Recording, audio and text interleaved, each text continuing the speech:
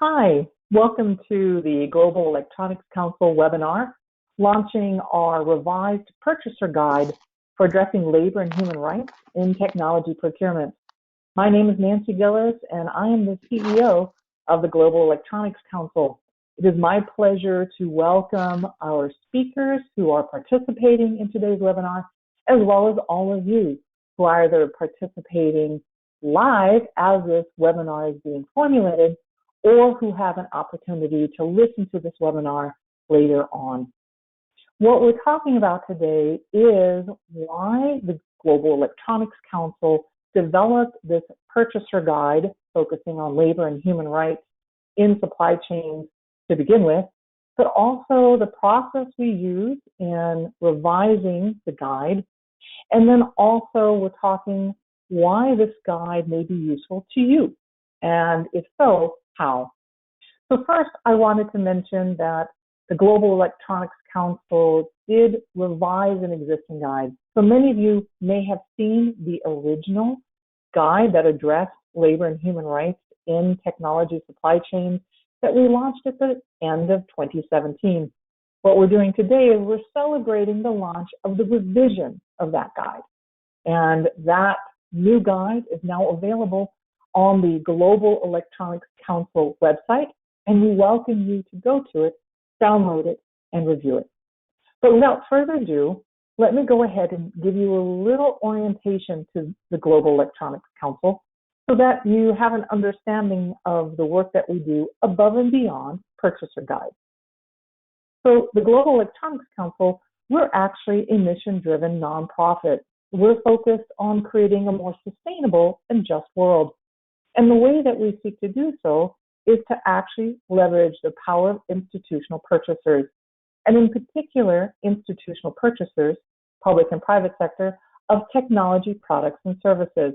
Because as we can well understand, the power of technology is tremendous. And we use technology more so than ever before, especially as we are coming out of the horrible COVID pandemic.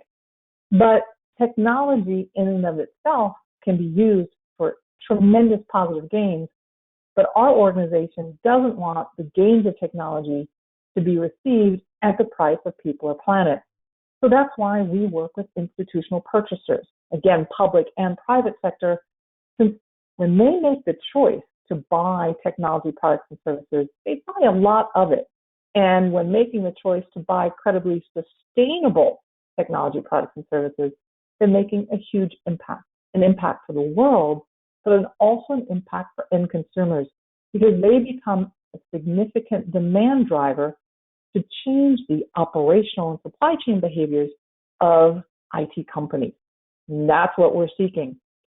So the Global Electronics Council, as I mentioned, we're a nonprofit. Many of us are known for our work in the ecolabel world.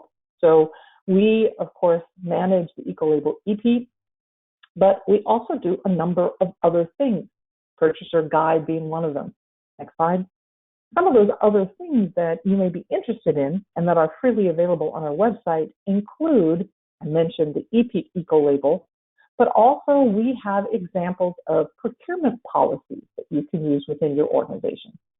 We have examples of, if you want to integrate sustainability into your contracts, how do you actually do that?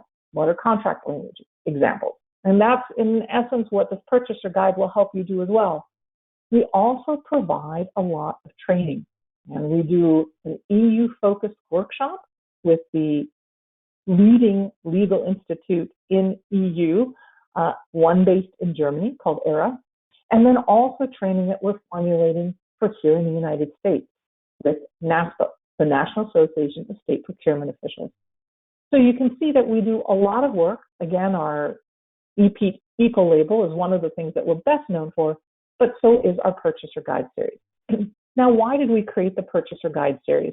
Well, it's an understanding that even though ecolabels are important and incredibly helpful to purchasers, especially institutional ones in the public and private sector, they're not always there to cover all purchaser needs.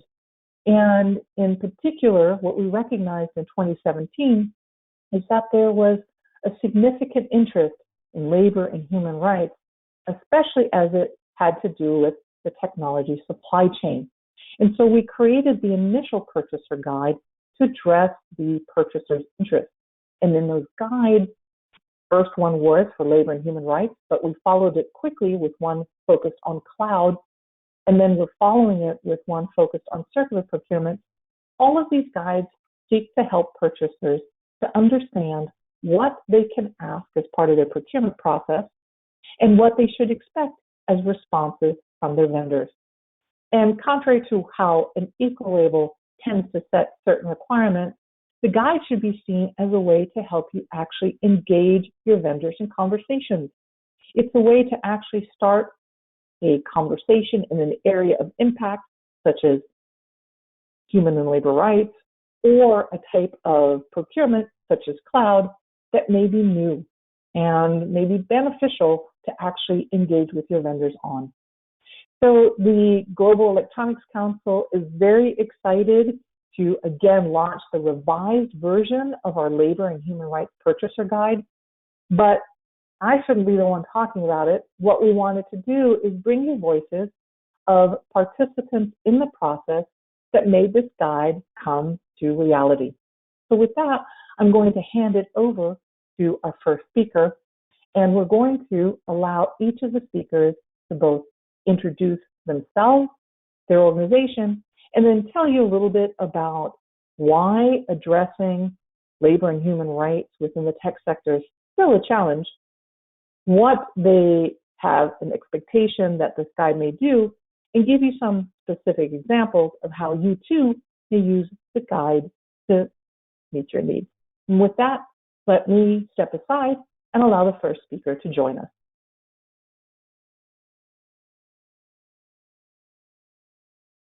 Hello. Hello, everybody. First of all, I'd like to say congratulations to GC for the initiative. I believe that it really makes a difference. And also say thank you for the invitation to speak here. Well, my name is Fernando, and today I'm the Regulation and Engineering Specialist at Positivo Tecnologia. I let here my contact. Please feel free to contact me for any subject, anything you would like to talk about. For those who don't know Positivo Technology yet, we are a Brazilian manufacturer, and today our portfolio includes computers, smartphones, tablets, servers, smart home, and office device. We are today more focused on Latin American markets. And we also have a very strong division working in educational technology for schools, where we are present in more than 40 countries. When I was invited to talk here, it was asked me to talk about 2 points. I will not go too much in details, but I want to bring my point of view with some Brazilian focus. The first point I was asked was about the biggest challenge, including social in procurements, and the second is how I believe this guide can help. And I will try to answer both together. I believe this all starts with a mindset change. If people, and people here, I want to mean people in organizations or at home, want to have products from companies with sustainable and also social focus, the demand will start to pull the whole process. So I try to show here in this picture, a new mindset will generate actions about include social requirements in procurements. And at the end, we will see the results. That's the main focus here. Better labor conditions and human rights preserved. And talking specific about Brazil, this all started being demanded by government through bids, and also with some regulation change for governmental purchase that include several requirements, including social aspects. But since last few years, we see a movement coming also from the retail market that end customer is starting to require each more time for products with better efficiency that are complying with regulation, and also products coming from companies that are looking for the environment and also better work conditions and human rights for their entire supply chain. And customer is willing to pay more if the price would be affected.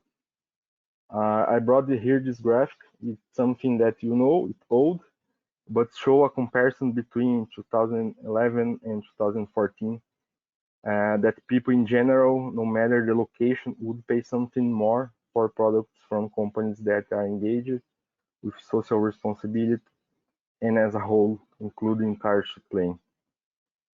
This is mindset change happening, new customer behaviors. And it's here that I see this guide is essential because it gives all directions and insight to the companies to manage social teams with their supply chain in a way that for me is really important because it's in a realistic way. As the guide was constructed together with different eyes, people from different locations, from small and bigger companies, but everybody talking the same language with a common purpose, bringing some specific standard needs, local regulations for discussing. And giving an example of something that I believe it's very hard to track with supplier is how to evaluate implementation of policies and codes. How can we really know that the taken measures are being followed? As in many cases, for example, we have suppliers far away overseas. And for this topic at the guide, we can find very rich information about what to ask, which kind of documentation and evidence would be required. As the guide, we will find the answers we are looking for this question in a very organized and well-explained way. I understand all this requires a maturity level that some companies did not achieve yet here in Brazil. But I really believe this guide can help several companies that have the demand and sometimes don't know where to go and how to start. And also for those companies which already have something in place but don't know if the requirements are enough or sometimes very hard to achieve. And as manufacturer, we really enjoy how the marketing is moving and how this is impacting all the supply chain. Thank you all. Thank you for the opportunity to be part of this group.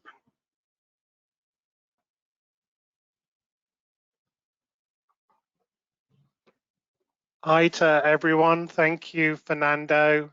My name is Chris Ettery, and I am joining you today from Ireland. I am a member of Dell Technologies' Social and Environmental Responsibility team, and I'd like to thank the GEC for this opportunity to join this webinar to talk about their fantastic new guide. So up front, let me just orientate yourselves a little bit in terms of Dell.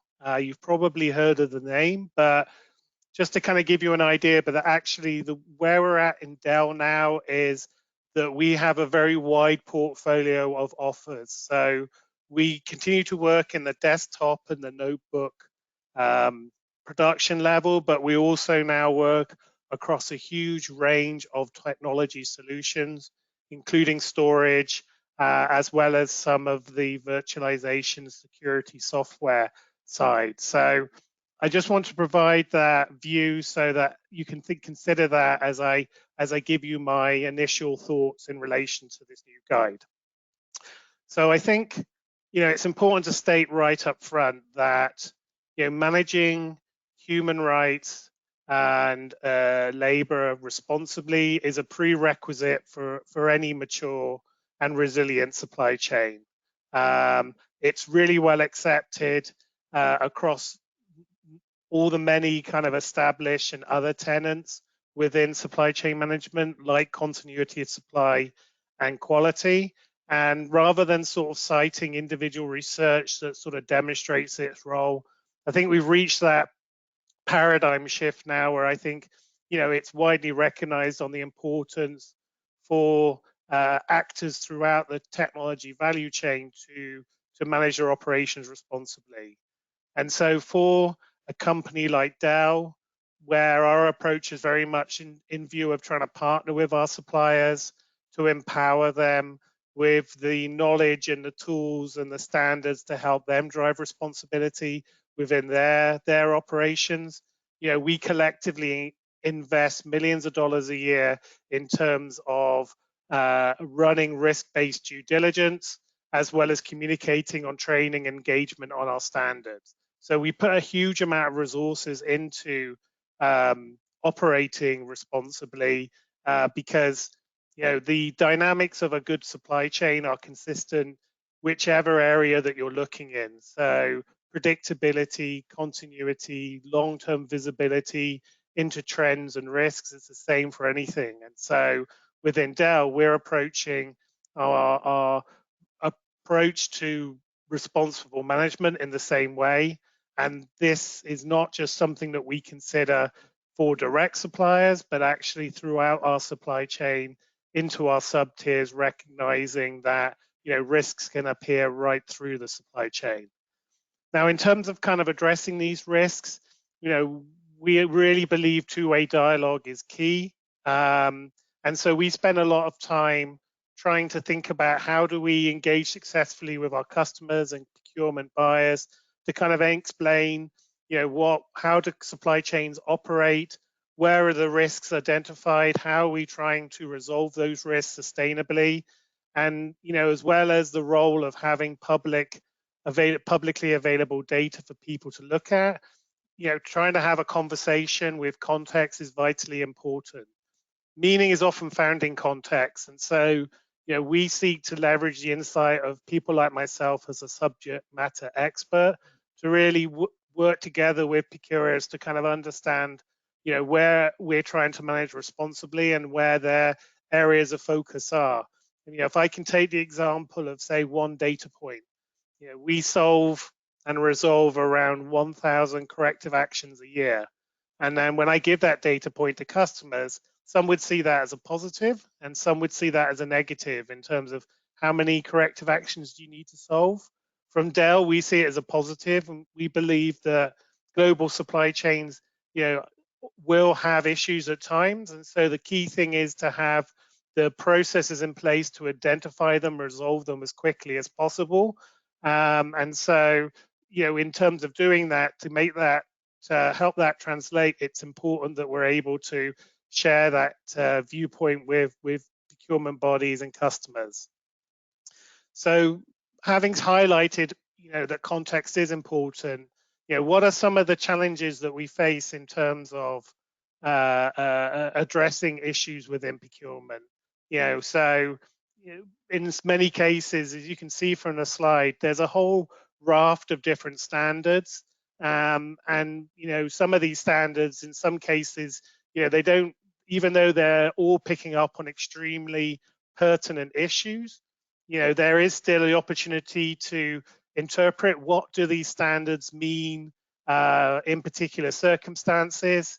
If I give the example of the ILO conventions, they raise some really important key aspects that need to be looked at, but at the same time, they do provide a viewpoint for states rather than businesses. And so, you know, there's still that kind of conversation that needs to be had in terms of what do the ILO conventions mean, you know, for a business. And so, again, this is where the opportunity to sort of resolve these issues through dialogue is so important, and such an important aspect of helping to understand some of the risks and challenges that are out there and how they're being resolved. Because without that dialogue, you know, we end up in a situation of potential misunderstandings and confusion. In some cases, you know, there are opportunities to kind of use the standards that are out there to help explain and resolve issues. A very good example of that is the Responsible Business Alliance.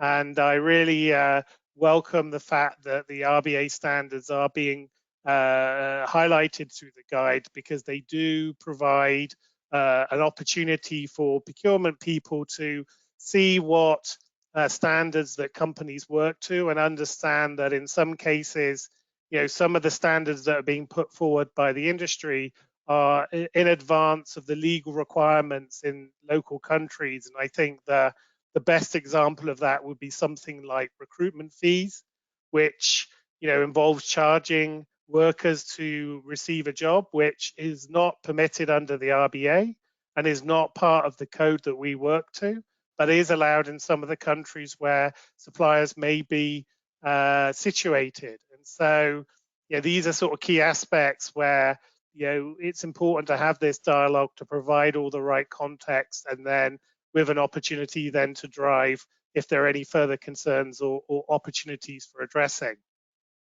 In terms of dealing with this inherent ambiguity, the guide is extremely helpful in terms of harmonizing across different standards and empowering this dialogue.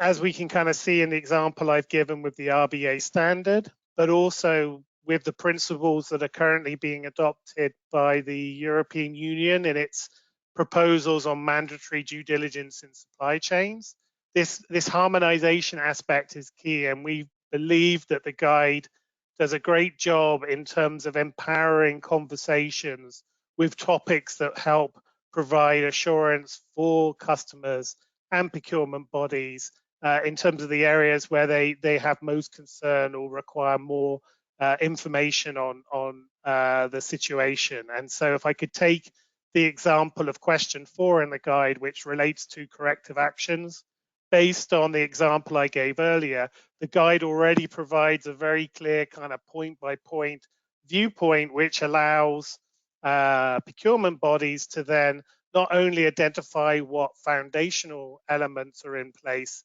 with the supplier, but also see levels of maturity in terms of what proposals could be beyond baseline. In addition to the kind of harmonization of the conversations within key areas of topics, the guide does a great job in terms of thinking about managing risk in this area from an end-to-end perspective. And so as we look into areas like question 5, continuous improvement, or question 6 on reporting, it's going beyond just what procurement bodies can look at from a perspective of a snapshot, but also being able to measure companies for their ability to kind of continually enhance the way that they're working with their suppliers and focus on the ways that they're trying to improve their standards. One point I'd like to also say in relation to that is picking up on something that Nancy said in the opening. GEC already provides a fantastic suite of procurement tools right across the spectrum on the product performance side. And so this guide, we think, is going to provide a great addition to that in terms of layering in with the existing standards that are already in place with EPEAT, and again, helping to provide that end-to-end view on assurance, which is necessary as we continue to look at opportunities to further articulate the work we're doing in this field. In conclusion, we'd really like to thank Nancy and the GEC team that worked on this guide, particularly Susan, Gilbert Miller, Sydney Gibson, and Terence Glover for their in-depth work and expertise. And I'd also like to just take a moment to thank the other people that we work with on this process, including Fernando, Daniel, and James, who are on this panel today. The process itself we found was a very open and rich process in terms of debate. It was by no means easy, and we had plenty of disagreements in terms of the discussions. But I think that's kind of healthy in terms of bringing different viewpoints to the table. And I think the richness of the guide reflects the level of work that went into it. And so, we look forward to the opportunity to using this guide going forward with our customers and other procurement bodies, and ultimately, on the alignment of what we all have an interest, which is making sure people who are working in technology supply chains do so with a level of responsibility in place. Thank you very much.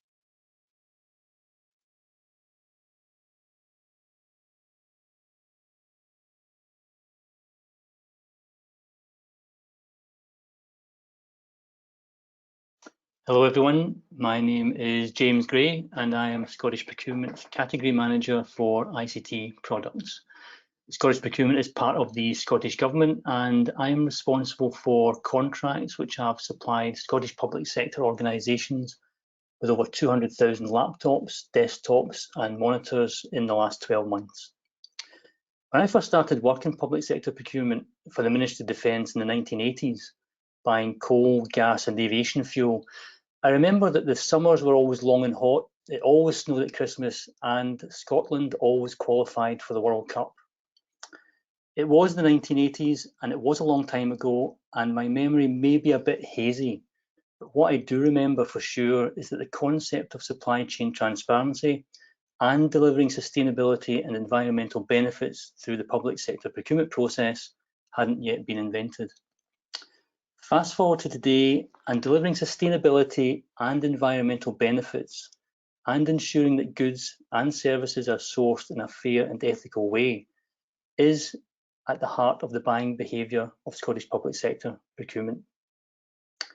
Today I'm going to talk briefly about the importance of sustainability and some of the steps we are taking to deliver effective sustainability outcomes as part of the public sector procurement process. So in the Scottish Government, what are the drivers for us to consider sustainability in our procurement activities? Well, firstly, there is the Procurement Reform Scotland Act 2014, which places a legal duty known as the Sustainable Procurement Duty on Scottish public sector bodies. This requires Scottish public sector organisations to consider and maximise sustainability outcomes through effective and efficient procurement activity. We also have a green ICT strategy, a circular economy strategy, and a climate action plan, which means that more than ever, the public sector procurement process is tasked with delivering real economic, social, and environmental benefits. So we have the influence of sustainability in environmental policies and an increasing reliance on technology for the delivery of public services, two modern, heavyweight global issues which the procurement process needs to consider and address in equal measure. So whilst we must ensure that our suppliers are capable of meeting our future technology needs in terms of hardware, we must also ensure that both they and their supply chains operate in an environmentally responsible way and can demonstrate a credible approach and commitment to operating with integrity and respect for human rights, values which I know are shared by us all. But why is this so important? Well, it's estimated that almost 25 million people around the world are victims of forced labour, generating $150 billion in illegal profits in the private economy. And companies and governments are increasingly under pressure from citizens, consumers, investors, and the media to maintain a transparent and responsible supply chain and divulge more information about where products come from and the conditions under which they are produced. And whether in the public or private sector, the credibility of an organisation's approach to sustainability, including supply chain transparency, is increasingly becoming a factor in defining that organisation's reputation and influencing not only its own buying behaviours, but also those of its citizens, customers and investors. The Scottish public sector relies heavily on ICT equipment and invests heavily in that equipment.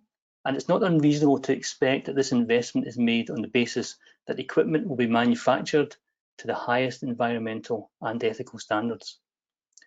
So in terms of labour and human rights, what steps are we taking to ensure that our suppliers can provide us with the assurances we need in relation to their supply chain operations? Our contracts have always contained measures requiring devices to be manufactured in accordance with international labour standards and other legal provisions such as the Modern Slavery Act. However, in our latest competitive tender exercise, we decided to take a more robust approach to defining our expectations in relation to the identification, management and reporting of risks, particularly those associated with ethical procurement in general and supply chain transparency in particular.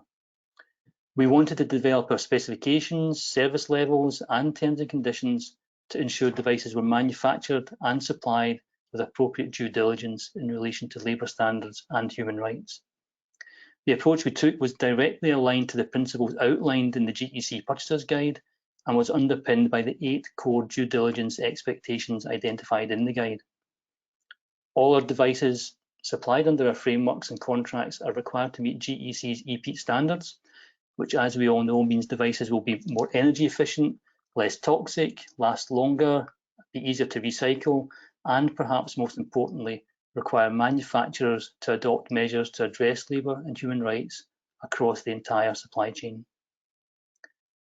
As part of our supplier selection process, we evaluate prospective suppliers' approaches to a range of supply chain transparency obligations, including how they identify labour and human rights risks in the supply chain, monitor and audit and improve supply chain performance, address labour and human rights associated with minerals from conflict-affected areas, and collaborate with external organisations, NGOs, civil society organisations and governments. And we also expect our contractors to measure and report performance in these areas. We also require suppliers to adhere to a code of conduct, such as the Responsible Business Alliance Code, which clearly define the social, environmental and ethical standards under which devices will be manufactured. Our terms and conditions also allow us to exclude companies from the tendering process and terminate contracts and subcontracts if the supplier fails to comply with legal obligations relating to environmental, labour or human rights law. Our contracts also define our expectations on how the supplier will conduct due diligence and provide transparency of business and supply chain operations to ensure legislative obligations and best practice are applied. And this includes providing the details of the names, locations and roles of suppliers within the contractor supply chain, including details of the factories used and the components produced in each factory. While carbon emissions and the use of energy, materials and waste can all be expressed in measurable or defined terms, human rights issues cannot be quantified or addressed so easily. The approach we have tried to take is to embed specific, relevant and proportionate sustainability measures into our contracts.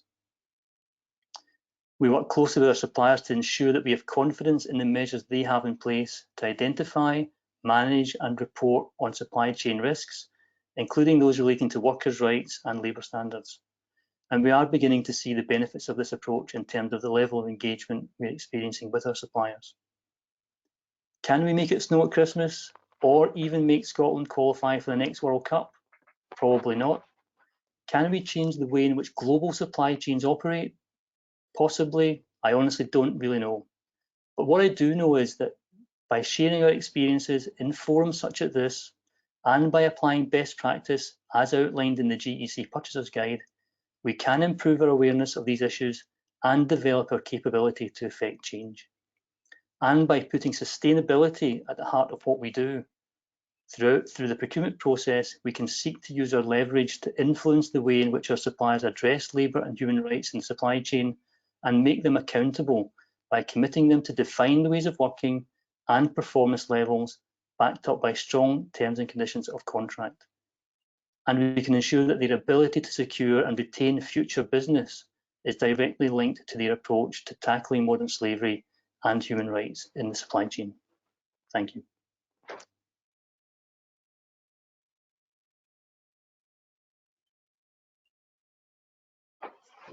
Hi everybody, I'm Daniel Morris from the Danish Institute for Human Rights. The Danish Institute for Human Rights is the National Human Rights Institute of Denmark, working in Denmark and also internationally, largely through value chains of Danish businesses. It's a pleasure to be asked to talk here today. I get to come after some very good and esteemed speakers, so I can maybe focus a bit more on what the guide addresses in terms of human rights. And I think one of the things you can see today is that this guide is both relevant to the private and public sector, with James from the Scottish Government really showing how a state can use public procurement to drive change in human rights. And that really is the interest of the Danish Institute for Human Rights in this. It is the huge potential to both protect human rights and realise human rights obligations through practical steps. And this guide takes this and applies it to the electronic sector. So it was exciting to be asked to be part of this journey. I mean, simply from our point of view, including requirements that suppliers respect human rights helps prevent human rights abuses occurring, such as modern slavery, child labour, human trafficking, and excessive working hours, while promoting the rights of persons with disabilities, women, and children, for example. Now, on the slide, I highlighted some of the challenges that we have identified in working in this area. And I think, as James mentioned, we've seen a lot of progress in recent years, but there are some challenges we still need to overcome, and this guide can help us do it. One of the major challenges we see is the lack of clear requirements and policies in relation to this. If you look at public procurement and human rights, there's quite a few different legal systems which are applicable. You have human rights law, you have anti-corruption, you have sustainable development, and you have public procurement law in and of itself at the international, regional, and national levels, and in Scotland's case, the subnational level. So there's a lot to play around with there. And I think until recently, procurers have been a little bit conservative, especially public procurers, in risking including human rights within their contracts for fear of being sued. So I think helping to clarify which are applicable in which circumstances is extremely important. And this guide very much gets to that. It sets out what should be considered at different stages. A lot of approaches to public procurement and human rights have focused in on certain elements of it, either certain rights or certain groups, such as addressing human trafficking, or at different stages of the procurement process or the procurement cycle, such as the pre-tender stage. This guide addresses a wide range of human rights and looks at how it can be applied at all the different stages of the procurement cycle. There's a lack of guidance and training for procurement officers, and I think you can see that this guide very much looks to address that. There's generally a lack of performance monitoring, and this guide does include some measures around transparency and reporting, so I'm hoping it can help drive progress in that area. One of the major elements from a human rights perspective, when we look at how human rights at the moment is realised through public procurement, is the lack of focus on remedy for victims. And me coming into this process, this was one of the major points I made to Nancy and to Susan, who led the process, was that we need to have a focus on remedy in the guide. And I'm very happy to say that it is one of the major pillars of this guide. And then finally, building on existing initiatives. A lot of kind of green procurement and a lot of human rights procurement until recently have occurred kind of separate of each other. And there's a lot we can learn, speaking from someone in the human rights field, from what has been done in the green public procurement field, and ensure coherency between human rights, sustainable development, and public procurement. And you'll see in this guide that it very much draws from a whole range of different legal standards to give us kind of a nice, simple approach that is applicable to all. I would like to just highlight that the process itself to develop this guide, I thought, was done in a very human rights friendly manner. It was very participatory. It was very multi-stakeholder. I mean, as you can see today, there's participants from the private sector, the public sector, and kind of human rights experts here. It was very transparent. We were informed about the progress in other working groups, where some bottlenecks were and where some kind of critical issues which needed addressing arose. And it was largely accountable. They took into account most of our comments, and at least when they didn't take those into account, they told us why. And I'll get into that a little bit, because it's not because there wasn't a focus on human rights, but there's always kind of a need to make this guide practical for public procurers and private procurers. This guide for me is valuable because it's aligned with the UN Guiding Principles on Business and Human Rights and other international standards.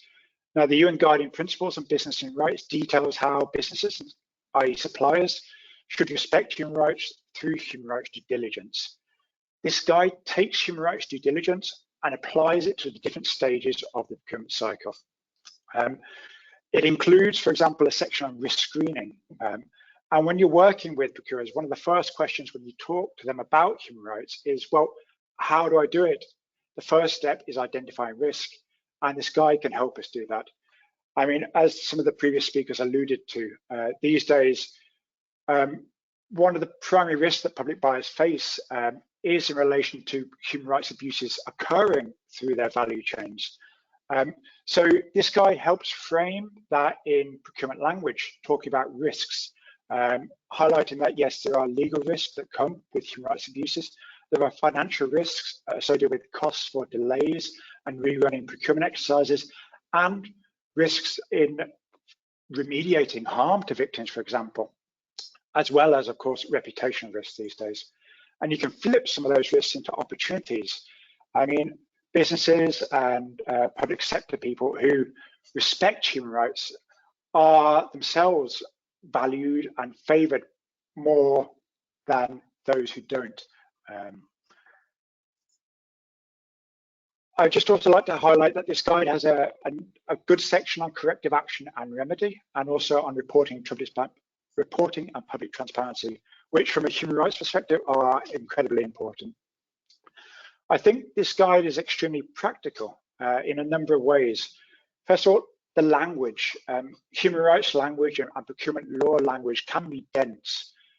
This guide really tries to break it down and make it accessible to all, so that all the procurers can understand what we're talking about from the get-go.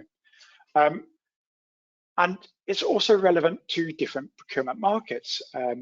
I come from a country more aligned with the European standard of procurement, but through this I learned a lot more about how procurement happens in the US and other areas, and it is quite different in some aspects. And getting this guide to be practical and relevant to all the different procurement systems, I think, was a challenge that they met very well. It's also realistic. It sets out the journey needed. It doesn't jump into the deep end. It sets out the baseline requirements and then goes into the beyond baseline requirements. It refers on to other useful sources and tools in the field to ensure coherence between the different measures. And it also links to other useful tools and guidance and templates that GEC have developed. And then finally, for me, the corrective action and remedy just goes to demonstrate that the idea behind this is not to just come in and say, if there's a violation, cut off that business. It's taking suppliers and businesses on a journey. And I think you can see that in the focus on corrective action rather than a jump straight to termination. Because from a human rights perspective, I'm more scared when suppliers say there are no human rights violations in the value chain than when they can say, well, we have identified them and we're now addressing them. And that guide very much is in that vein, and you can see that very much through the corrective action. I will finish on that point, but just to say it was a pleasure being a part of this journey, and I really hope that this guide is useful for procurers. Thank you.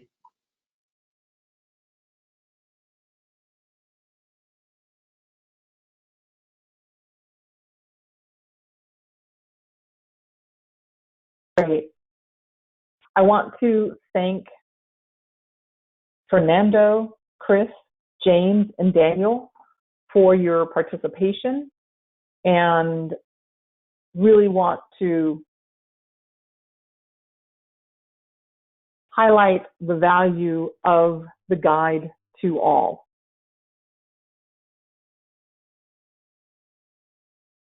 With that, I want to reiterate that you can find the guide available on the resources section of the Global Electronics Council website, and that we will also be sending the guide to all of those who have registered for this webinar. And then I also want to highlight again, why is this guide different than other very valuable guidance that is available to you? And as some of the speakers have mentioned, there are, I think, 3 reasons why the Global Electronics Council finds that this guide is a bit different. One, as was mentioned, it does seek to integrate existing requirements and best practices into the guide itself, and therefore try to be as globally applicable to purchasers, again, in the public and private sector as possible. It also, so that you are aware, had such great engagement by the working group members, of which you just heard from 4, that there was a need to actually create not only a revised version of the guide, but a separate document called the supplemental appendices. So you will see even more information available for you, not in the guide, but also in the supplemental appendices. Additionally, we really felt that the guide differs in that it not only provides examples of questions that could be asked during the procurement process, it also provides examples of what could be expected in response. Frequently, there's much guidance on what should be asked in procurement, but not as much guidance on what that response should look like. And of course, being able to equitably assess responses by vendors is an essential part of having a fair and balanced procurement. And then lastly, as was mentioned as well, the guide has sought to be practical and implementable. And so we're very pleased that that is how the participants in the working group feel the guide actually resulted. So with that, again, to Fernando and Chris and James and Daniel, thank you very much for participating on this webinar. For all of you who have joined us today, we're very pleased and honored to be able to launch this revised version of the Purchaser Guide for Addressing Labor and Human Rights in Technology Procurement. We invite you to the GEC website. Under the Resources tab, you will actually find the guide plus the supplemental appendices as a separate document. And for those of you who are participating live today with us, we will be emailing the guide out to you. With that, let me thank you for your time and attention and close this webinar. Thank you.